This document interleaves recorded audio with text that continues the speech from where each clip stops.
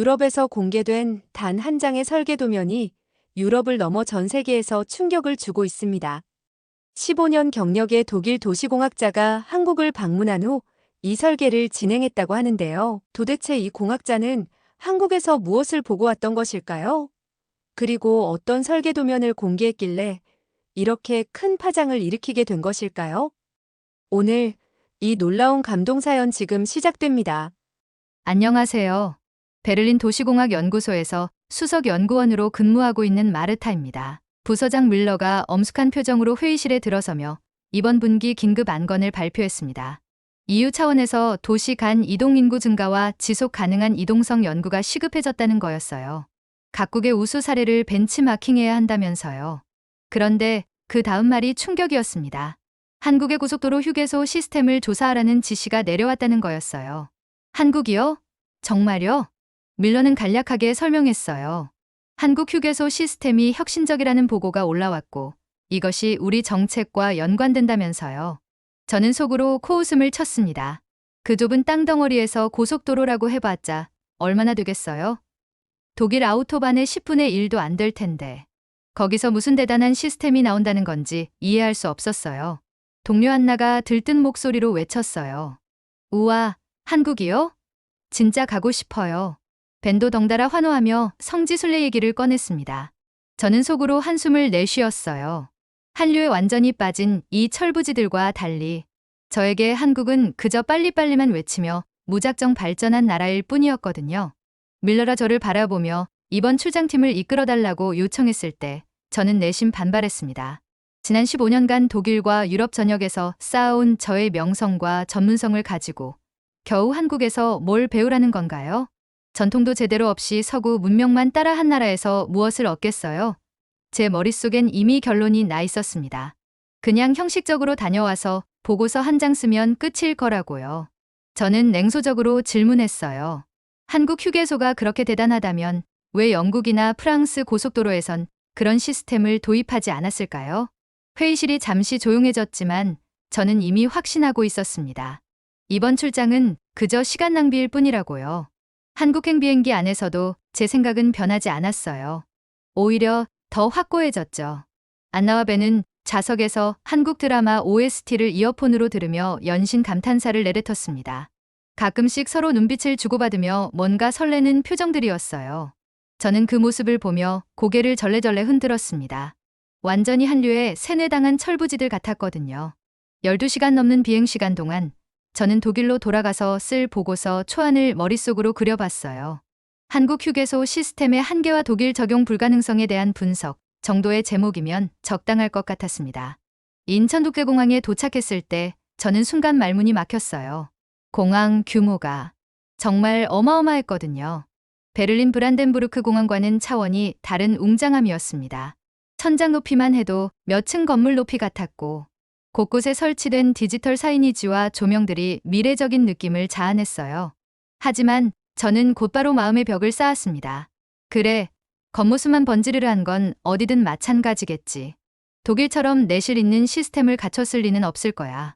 쏟아져 나오는 인파 속에서 낯선 한글 간판들이 눈에 들어왔어요. 알아들을 수 없는 언어들이 사방에서 쏟아지고 사람들은 정말 빨리빨리 움직였습니다. 예상했던 대로 혼잡하고 시끄러운 모습이었어요. 그때 멀리서 작은 팻말을 든 여성이 우리를 향해 손을 흔들고 있었습니다. 한국도로공사 국제협력팀 이수희 대리라고 자신을 소개한 그녀는 놀랍도록 유창한 영어로 우리를 반겼어요. 안녕하세요. 독일에서 오신 분들이시죠? 저는 이수희입니다. 앞으로 며칠간 잘 부탁드려요. 수의 밝고 친절한 태도에 안나와 벤은 금세 호감을 표했습니다. 하지만 저는 여전히 경계심을 늦추지 않았어요. 이런 식의 과도한 친절함도 어딘가 자기적으로 느껴졌거든요. 공항에서 나오는 길에 수희가 설명하기 시작했어요. 한국 휴게소는 정말 특별한 곳이에요. 단순히 쉬는 곳이 아니라 저는 속으로 한숨을 쉬었습니다. 또 시작이네. 과연 얼마나 특별할지 두고 볼 일이었어요.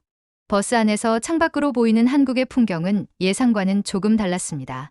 생각보다 정리정돈이 잘 되어 있었고 건물들도 나름 현대적이었어요. 하지만 여전히 제 편견을 뒤흔들 정도는 아니었습니다. 수희가 첫 번째 목적지인 시흥하늘 휴게소로 향한다고 말했을 때 저는 시큰둥한 표정을 지었어요. 휴게소 하나 보는데 이렇게 거창하게 떠들어대다니. 그런데 그때는 몰랐어요. 제가 곧 보게 될 것이 제 상식을 완전히 뒤바꿀 거라는 걸요. 시흥하늘 휴게소에 도착했을 때 저는 눈을 의심했어요. 이게 휴게소라고요? 제 입에서 나온 말이었지만 저 자신도 믿기 어려웠습니다. 눈앞에 펼쳐진 건 그냥 휴게소가 아니었어요. 고속도로 위를 가로질러 공중에 떠 있는 거대한 건축물이었습니다. 마치 SF 영화에서나 볼 법한 미래적인 모습이었죠. 수희가 자랑스러운 표정으로 설명했어요. 국내 최초 상공형 휴게소예요. 원스톱 리빙 플랫폼이라고 부르죠. 저는 건물을 올려다보며 당황했습니다. 독일에서 15년간 도시공학을 해오면서도 이런 구조는 본 적이 없었거든요. 고속도로 위에 이렇게 큰 건물을 올린다는 발상 자체가 놀라웠어요. 내부로 들어서자 더욱 충격적이었습니다. 휴게소라기보다는 대형 쇼핑몰 같았어요. 넓은 통로 양옆으로 다양한 상점들이 늘어서 있었고 천장은 높고 개방적이었습니다. 화장실 표지판을 보고 들어갔는데 그 깨끗함과 고급스러움에 또 한 번 놀랐어요. 호텔급이라는 말이 과장이 아니었습니다. 가장 인상 깊었던 건 통유리로 된 식당 공간이었어요. 그곳에서 내려다보는 고속도로 풍경이 정말 독특했습니다. 양방향으로 끊임없이 흘러가는 차들의 행렬을 보며 식사를 한다는 게 이상하면서도 매력적이었어요. 하지만 저는 여전히 마음속으로 저항했습니다. 그래, 겉모습은 화려하네. 하지만 이런 건 그냥 돈 많이 들여서 지은 거잖아. 진짜 중요한 건 효율성과 기능성인데. 안나가 신이 나서 여기저기 구경하며 사진을 찍어댔어요. 마르타, 이거 정말 대박이지 않아? 독일에도 이런 게 있으면 좋겠어. 벤도 덩달아 흥분하며 각종 상점들을 둘러봤습니다. 패션 매장, 서점, 심지어 코인 세탁소까지 있었어요. 정말 원스톱 리빙 플랫폼이라는 말이 맞는 것 같았습니다. 그런데 점심시간이 되자 더욱 놀라운 일이 벌어졌어요. 휴게소 전체가 사람들로 붐비기 시작했는데 그 질서정연함이 인상적이었습니다. 줄 서는 것도 자연스럽고 서로 양보하는 모습들도 보였어요. 제가 푸드코트에서 불고기 덮밥을 먹고 있을 때였어요. 옆 테이블에 앉은 외국인 관광객이 음식 주문을 못해서 당황하고 있었습니다. 그때 근처에 앉아 있던 한국인 아주머니가 조용히 다가가 영어로 도움을 주기 시작했어요. What do you want to eat? I can help you. 그 아주머니의 영어는 완벽하지 않았지만 진심 어린 친절함이 느껴졌습니다. 외국인 관광객은 고마워하며 음식을 주문할 수 있었고 주변 사람들도 자연스럽게 미소 지으며 지켜봤어요. 저는 그 광경을 보며 뭔가 묘한 감정을 느꼈습니다. 이런 자발적인 친절함이 과연 연출된 걸까요? 아니면 정말 자연스러운 한국인들의 모습일까요? 수희가 저를 보며 미소 지었어요. 어떠세요? 생각과 다르죠? 저는 애매하게 고개를 끄덕였습니다. 인정하기는 싫었지만 분명히 예상과는 달랐거든요. 다음날 아침 우리는 금강휴게소로 향했어요. 수희가 말하길 이곳은 금강변에 위치해 아름다운 자연 경관을 자랑한다고 했습니다. 버스에서 내리자마자 눈에 들어온 건 유유히 흐르는 금강의 모습이었어요. 휴게소 건물이 강을 바라보도록 설계되어 있어서 어디서 보든 강변 풍경이 한눈에 들어왔습니다. 이건 정말 예상치 못한 아름다움이었어요. 독일 라인강 못지않네요. 제 입에서 무의식적으로 나온 말이었습니다. 수희가 환한 미소를 지었어요. 휴게소 옆으로 연결된 산책로를 따라 걸었습니다. 금강유원지라는 곳이었는데 과거 신혼여행지로도 유명했다고 하더군요. 강바람이 시원하게 불어와 여행의 피로가 씻겨나가는 느낌이었어요. 그런데 점심을 먹으러 한 식당에 들어갔을 때 갑작스럽게 소란이 일어났습니다. 주방 쪽에서 연기가 피어오르기 시작한 거예요. 과열된 조리기구에서 나는 연기 같았는데 순간 사람들이 당황하며 술렁이기 시작했어요. 저는 독일에서 이런 상황을 몇 번 겪어봤기 때문에 사람들이 우왕좌왕할 것이라고 예상했습니다. 하지만 제가 본 건 정반대였어요. 휴게소 직원 한 명이 침착하게 소화기를 들고 화재 진압에 나섰어요. 다른 직원은 능숙하게 사람들을 안전한 곳으로 안내했습니다. 더 놀라운 건 주변에 있던 한국인 손님들의 반응이었어요. 한 아저씨는 자연스럽게 소화기 작동을 도왔고 젊은 여성은 아이들을 차분히 밖으로 데려나갔습니다. 아무도 소리 지르거나 밀치지 않았어요. 마치 이런 상황에 대비해 훈련받은 사람들 같았습니다. 몇 분 만에 상황은 완전히 수습됐어요. 다행히 큰 불은 아니었고 연기만 좀 났을 뿐이었습니다. 하지만 저는 그 과정에서 한국인들의 모습에 깊은 인상을 받았어요. 상황이 정리된 후 수희가 조용히 설명해줬습니다. 과거 대구 지하철 참사 같은 아픈 경험을 겪으면서 한국인들은 안전에 대한 의식이 크게 강화됐어요. 이제는 누구나 비상 상황에서 어떻게 행동해야 하는지 잘 알고 있죠. 그 말을 듣고 나니 아까 본 장면들이 다르게 느껴졌어요. 단순히 침착한 게 아니라 경험을 통해 학습한 성숙함이었던 거죠. 오후에는 강변 산책로를 걸었습니다. 사랑의 그네라는 곳에서 연인들이 사진을 찍고 있었고 난간에는 자물쇠들이 주렁주렁 매달려 있었어요. 이런 로맨틱한 분위기가 휴게소에 있다는 것도 신기했어요. 저녁 무렵 금강 너머로 지는 해를 바라보며 저는 혼란스러웠습니다. 한국에 대한 제 편견들이 하나씩 무너지고 있었거든요. 빨리빨리만 외치는 성급한 민족이라고 생각했는데 위기 상황에서 보여준 그들의 침착함과 협동심은 오히려 독일인들보다 인상적이었어요. 안나가 제 옆으로 다가와 말했어요. 마르타, 한국 정말 멋지지 않아? 저는 대답하지 못하고 그저 금강을 바라볼 뿐이었습니다. 인정하기 싫었지만 뭔가 제 마음속에 변화가 일어나고 있었거든요. 셋째 날 안동휴게소로 향하는 버스 안에서 저는 창밖 풍경을 유심히 바라봤어요. 어제의 일들이 계속 머릿속을 맴돌았거든요. 한국에 대한 제 선입견이 과연 맞는 건지 의문이 들기 시작했습니다.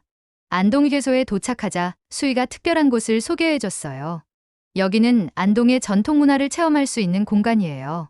단순히 쉬는 곳이 아니라 지역의 역사와 문화를 만날 수 있죠. 안동문화체험장이라는 곳이었습니다. 휴게소 한편에 마련된 이 공간에는 지역 공예인들의 작품이 전시되어 있었고 직접 체험할 수 있는 코너들도 있었어요. 그때 하회탈 제작 체험 코너를 지나치다가 특이한 광경을 목격했습니다. 한 외국인 관광객이 서툰 한국어로 아이들에게 탈 만드는 과정을 설명해주고 있었어요.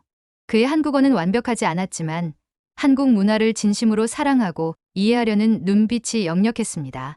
아저씨, 이거 어떻게 만드는 거예요? 한 아이가 호기심 가득한 얼굴로 물었어요. 외국인은 더듬거리면서도 열심히 설명했습니다. 이것은 하회탈이에요. 옛날 사람들이 춤출 때 썼어요. 그의 진심 어린 모습을 보며 저는 묘한 감정을 느꼈어요.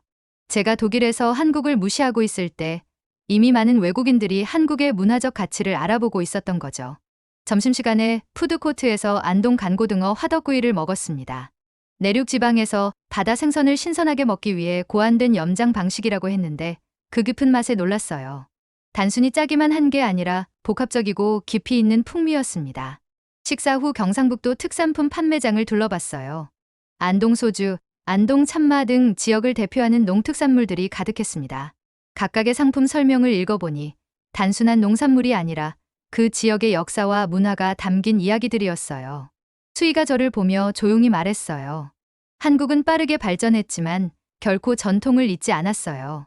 오히려 그 전통을 현대화 조화시키며 새로운 가치를 만들어내고 있죠. 그 말이 제 마음 깊이 파고들었습니다. 저는 지금까지 한국을 서구 문명만 따라한 나라라고 생각했는데 실제로는 자신만의 정체성을 지키며 발전해온 나라였던 거예요. 오후에는 휴게소 주변을 산책했어요.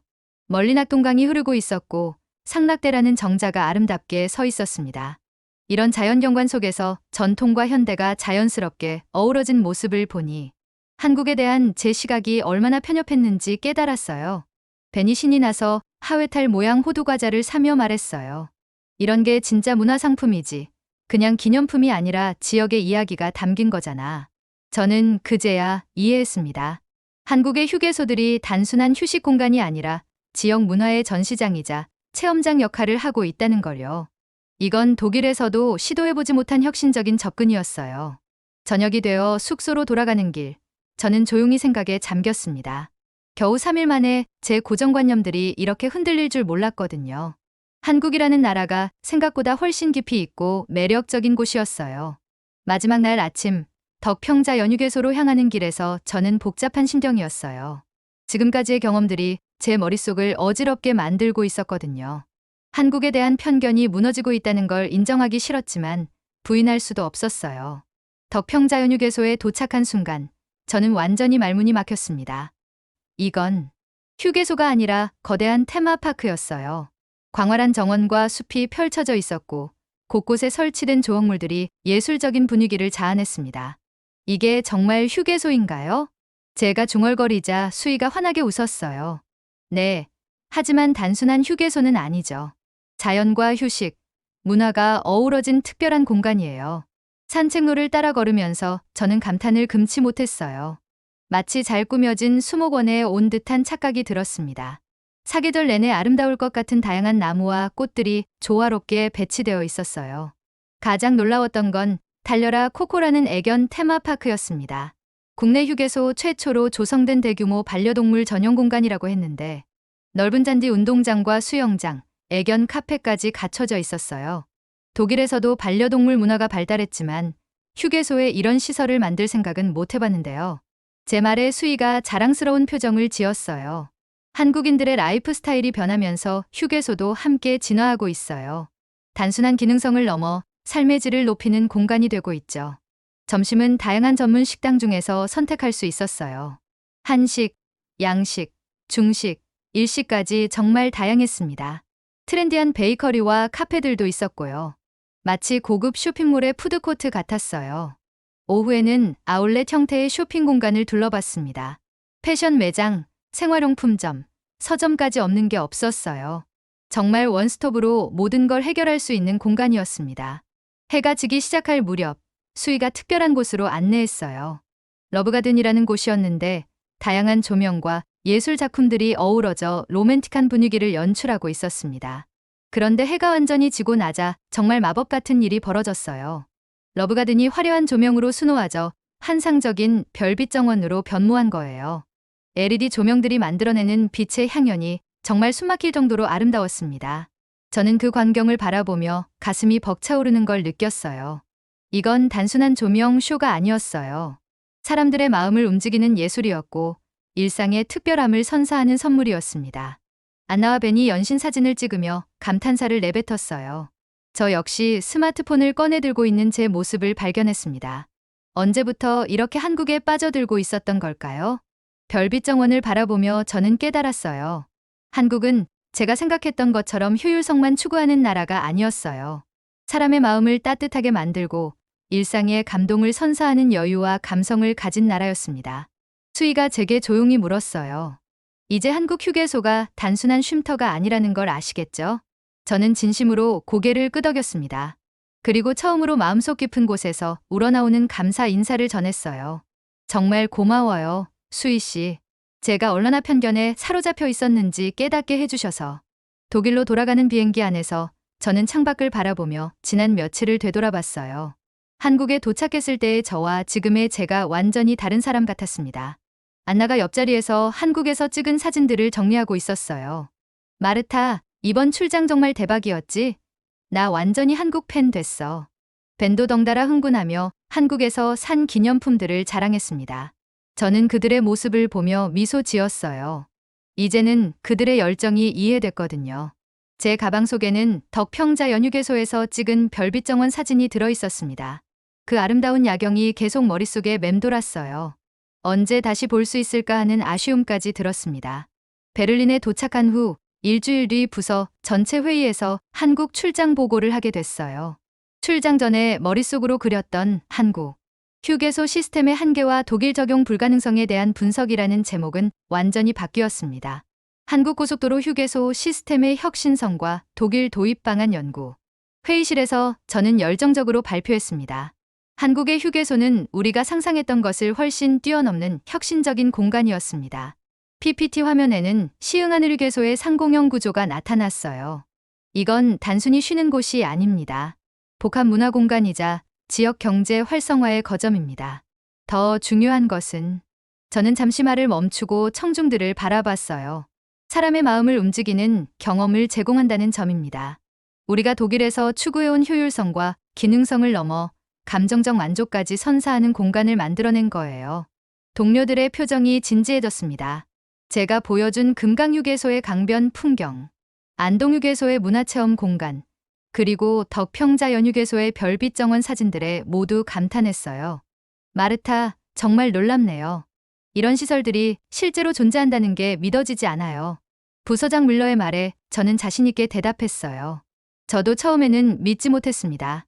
하지만 직접 경험해보니 이것이야말로 미래형 교통 인프라의 모습이었어요. 회의 후 제 책상으로 돌아와 컴퓨터를 켰을 때 저도 모르게 바탕화면을 바꾸고 있었습니다. 덕평자연휴게소의 아름다운 별빛 정원 사진으로요. 며칠 후 저는 한국어 학습 앱을 다운로드했어요. 그리고 한국 문화에 대한 책들을 주문했습니다. 안나가 추천해준 한국 드라마도 몇 편 찾아봤고요. 동료들이 신기하다는 표정으로 저를 바라봤지만 저는 전혀 부끄럽지 않았어요. 한국은 이제 제게 더 이상 낯선 나라가 아니었거든요. 다시 가고 싶은 나라, 더 알고 싶은 나라였습니다. 어느 날 수희에게서 메일이 왔어요. 안부를 묻는 따뜻한 내용이었습니다. 저는 서툰 한국어로 답장을 썼어요. 안녕하세요, 수희 씨. 저는 잘 지내고 있어요. 한국이 많이 그리워요. 꼭 다시 가겠습니다. 그때 저는 확신했어요. 한국은 제 인생에서 특별한 의미를 가진 나라가 되었다는 걸요. 독일의 도시공학 전문가였던 마르타는 편견이라는 색안경을 벗고 나서야 한국의 진정한 아름다움을 발견할 수 있었습니다. 한국의 휴게소들은 단순한 쉼터가 아니라 사람의 마음을 따뜻하게 만드는 특별한 공간이었죠. 우리는 얼마나 많은 편견 속에서 살아가고 있을까요? 여러분도 마르타처럼 열린 마음으로 세상을 바라본다면 어떤 새로운 발견을 하게 될지 궁금합니다. 댓글로 여러분의 경험을 들려주세요. 감사합니다.